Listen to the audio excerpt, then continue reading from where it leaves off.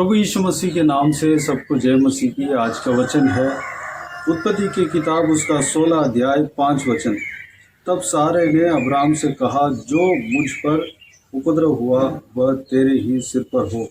मैंने तो अपनी दासी को तेरी पत्नी कर दिया, पर जब उसने जाना कि वह गर्भवती है तब वह मुझे तुच्छ समझने लगी।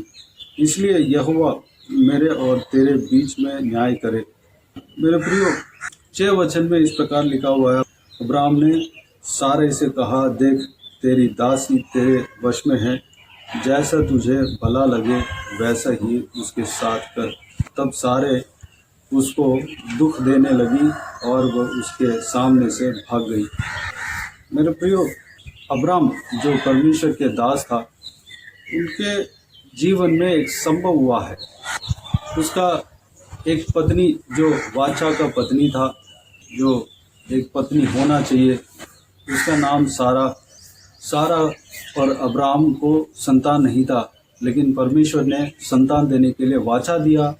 उस वाचा के प्रति विश्वास कर रहे थे। वो वाचा जो है पूरा होने के लिए देर हो रहे थे। सारा ने जल्दीबाजी में, विश्वास के कमी होने के कारण भी कह सकता है, अपने दासी हाजरा जो मिस्र की थी, उन्होंने सोची कि मेरे दासी हाजरा के द्वारा मुझे संतान उत्पन्न हो सकता है, उत्पन्न होगा, इस तरह के समझकर अपने दासी हाजरा को अपने पति के पास भेज दिया, ताकि उन दोनों के बीच में एक संतान उत्पन्न हो और वह संतान सारा और अब्राम का हो। इस तरह की सोचकर वह ये कार्य किया, लेकिन परमेश्वर इस कार्य में मंजूर नहीं था, अनुमति नहीं दिया। परमेश्वर के बिना कहे इस कार्य को प्लान किया। मेरे प्रियो, उसका नतीजा क्या हुआ? जो व्यक्ति ने, परमेश्वर ने जो नहीं कहा, उस कार्य को प्लान किया, उसी को परेशानी आई। जो कि हाजरा जो सारा के दासी थी, अपने मालिक के पास भेजी गई और अब्राम के द्वारा हाजरा गर्भवती हुई। गर्भवती होते ही वो घमंड से भर गई। अपने मालकिन को देखकर वह तुच्छ जानने लगी, समझने लगी। यह अपने मालकिन को, यानी कि सारा को अच्छा नहीं लगा। उनके मन जो है कड़वा से भर गया। यहाँ पर लिखा हुआ है, सारा ये कहता है, तब वो मुझे तुच्छ समझने लगी।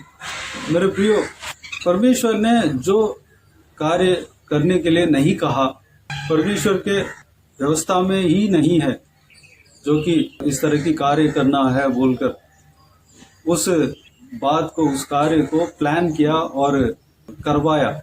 उस कार्य को करवाया जो कि सारा के ओन प्लान था, यानी कि उन्हीं के दिमाग से जो प्लान आया और ये काम को करवाया। उसके नतीजा जो है, सारा जिन्होंने उस प्लान को उत्पन्न किया, उन्हीं को परेशानी आई। मेरे प्रियो, परमेश्वर ने जो वाचा दिया उसको पूरा करने तक हमें इंतज़ार करना है। अगर हम उस वाचा तक, उस समय तक हम इंतज़ार नहीं करेंगे, जल्दीबाजी में हम कुछ और डिसीजन लेंगे, तो हमें ही हानि पहुंच सकता है। परमेश्वर के समय के लिए हमें इंतज़ार करना है। हमें जल्दीबाजी में हमें काम नहीं करना है, जल्दीबाजी में हमें प्लान नहीं करना है, जल्दीबाजी में हम शॉर्टकट रास्ता नहीं अपनाना है। वह हमारा ही हानि के लिए हो सकता है, जिस तरह सारा के जीवन में हुआ था। अपने दासी हाजरा को अपने पति के पास भेजा, जो कि ताकि उसको, उन दोनों को संतान हो, वो संतान सारा का ठहरे, लेकिन उल्टा वह तुच्छ जानी गई। मेरे प्रियो, परमेश्वर आपको जो वाचा दिया है, उस वाचा के ऊपर विश्वास रखें, परमेश्वर के ऊपर विश्वास रखें। परमेश्वर उस वाचा को पूरा करने में विश्वास योग्य है। परमेश्वर किसी भी हालात में उस वाचा को जो आपके जीवन में करने के लिए कहा है, वाचा दिया है, उस वाचा को पूरा करने का सामर्थ्य परमेश्वर है।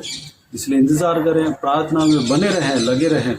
परमेश्वर आपके साथ बुराई नहीं करेगा, भलाई ही करेगा। जो बुराई आपके जीवन में हो रहा है वह आपकी वजह से हो रहा है। आपने जो परमेश्वर के खिलाफ प्लान बनाया और उस प्लान को करने के लिए कोशिश किया, उसके बदौलत आपको बुराई पहुंच सकता है। परमेश्वर आपको बुराई करना नहीं चाहता है, आपके कार्य के वजह से ही आप फंस जाते हैं। मेरे प्रियो, मन फिराए, परमेश्वर के पास आए। परमेश्वर जो वाचा दिया है, परमेश्वर ने जो आज्ञा दिया है, उसको सोचें, समझें, उसका इंतज़ार करें। परमेश्वर कार्य करेगा।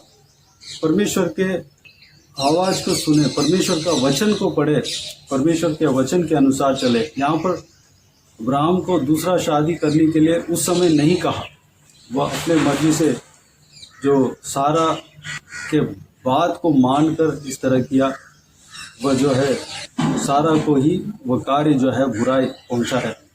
मेरे प्रियो, ऐसा ना करें। परमेश्वर जैसे कहता है वैसे चलते रहें, परमेश्वर के वचन के अनुसार चले। परमेश्वर ज़रूर आपके जीवन में आशीष देगा, कार्य करेगा, बदलाव देगा।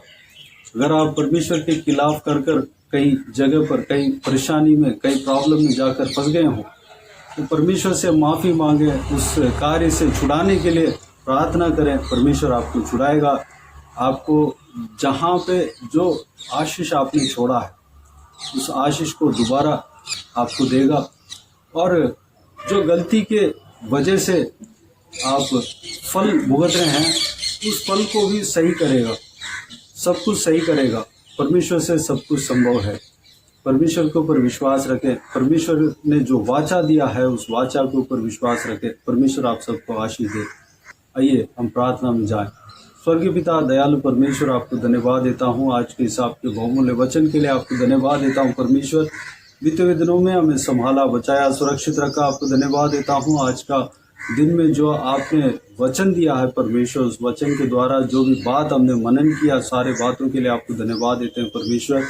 पिताजी हालेलुया, मैं आपको धन्यवाद देता हूँ परमेश्वर। पिता हालेलुया, धन्यवाद देता हूँ परमेश्वर। जो सारा ने जो मिस्टेक किया परमेश्वर, हम नहीं करने पाए पिताजी, अपने मर्जी से, अपनी इच्छा के अनुसार आपके खिलाफ, या आपने नहीं कहा उस कार्य को हम नहीं करने पाए परमेश्वर। अगर हम उस तरह अगर हम कर देते हैं तो परमेश्वर हमें ही परेशानी भुगतना पड़ेगा पिताजी। उस परेशानी में हम नहीं फंसने पाए परमेश्वर, इसलिए हम जो आप नहीं करते हैं उसको हम नहीं करने पाए। अनुग्रह देना पिता। अगर हम आपके खिलाफ कर कई परेशानी में फंस गए हो तो परमेश्वर हम उस चीज़ से निकलने के लिए अनुग्रह देना पिता। उस परेशानी से हमें निकलवाना परमेश्वर, हमें निकालना पिता, हमें आशीष देना पिता। जो आपने वाचा दिया है उस वाचा को पूरा करना परमेश्वर, पूरा करने का सामर्थ्य और विश्वास योग्य परमेश्वर आप हो पिता। धन्यवाद देता हूँ परमेश्वर। हालेलुया। इस वीडियो को देखने वाले हर एक जनों का जीवन में इसी तरह कार्य करना पिता, आशीष देना, सुरक्षित रखना पिता। धन्यवाद। बाकी सारे बातों को आपके हाथों में सौंपते हैं पिता। इस वीडियो को देखने वाले हर एक जनों को आपके हाथों में सौंपते हैं। जो कोई भी जन जहाँ कहीं भी जाते हैं आते हैं, उनके संग रहना, सुरक्षित रखना। जो कोई भी जन बीमार हो उनको आपके हाथों में सौंपते हैं, उन्हें छूना, चंगा करना। प्रभु यीशु मसीह के नाम से चंगा होने पाए। अगर किसी को दुख और तकलीफ हो, सारा दुख तकलीफ को दूर करना, परेशानी को दूर करना, आंसू को पोंछना परमेश्वर, अनुग्रह देना पिता। बाकी सारे बातों को आपके हाथों में सौंपते हैं पिता। बुजुर्ग व्यक्तियों को आपके हाथों में सौंपते हैं, जवान बच्चों को आपके हाथों में सौंपते हैं, छोटे बच्चों को आपके हाथों में सौंपते हैं। सभी के संग रहना, सुरक्षित रखना, आपके लहू से छिपाना पिता। हालेलुया। आपके हाथ हमेशा हर एक के ऊपर बने रहने पाए। महिलाओं को आपके हाथों में सौंपते हैं परमेश्वर, सुरक्षित रखना, विशेष सुरक्षा आपके उनके ऊपर बने रहने पाए पिता। बुराई से बचाना, दुश्मनी से बचाना पिता। धन्यवाद। बाकी सारे बातों को आपके हाथों में सौंपते हैं। जो बुजुर्ग व्यक्तियों को आपके हाथों में सौंपते हैं पिता। आशीष देना, सुरक्षित रखना, संभालना, शरीर में बल देना, सामर्थ्य देना। धन्यवाद देता हूँ परमेश्वर। छोटे बच्चों को आपके हाथों में सौंपते हैं, उनकी संग रहना, सुरक्षित रखना पिता। धन्यवाद। बाकी सारे बातों को आपके हाथों में सौंपते हैं। सारा आदर, महिमा, जलाल आपको मिलते रहे। सारा दुआ प्रार्थना को प्रभु यीशु मसीह के नाम से मांगते हैं, सुनो और ग्रहण कर। आमीन आमीन। प्रभु यीशु मसीह के नाम से प्रभु यीशु मसीह का आशीष और अनुग्रह हम सभी के ऊपर बने रहे। आमीन आमीन। मेरे प्रियो, इस चैनल को सब्सक्राइब करें और शेयर करें। अगर किसी को भी प्रार्थना का विषय हो तो डिस्क्रिप्शन में दिए हुए नंबर पर कॉल करके प्रार्थना करा सकते हैं। हम आपके लिए प्रार्थना करेंगे। अब अपने व्यक्तिगत प्रार्थना में हमारे लिए प्रार्थना कीजिए, इस सेवकाई के लिए, इस सेवकाई का उन्नति के लिए, इस सेवकाई में जुड़े हुए हर एक जन के लिए, हर एक आत्मिक उन्नति के लिए, तरक्की के लिए, आत्मिक आशीष के लिए, संसारिक आशीष के लिए, पारिवारिक आशीष के लिए प्रार्थना करें। प्रभु यीशु आप सबको आशीष दे। इस सेवकाई के द्वारा परमेश्वर आपके जीवन में कार्य किया हो वह भी हमें बता सकते हैं, ताकि हम सब मिलकर परमेश्वर को धन्यवाद दे सके, महिमा कर सके। प्रभु यीशु आप सबको आशीष दे। आमीन आमीन।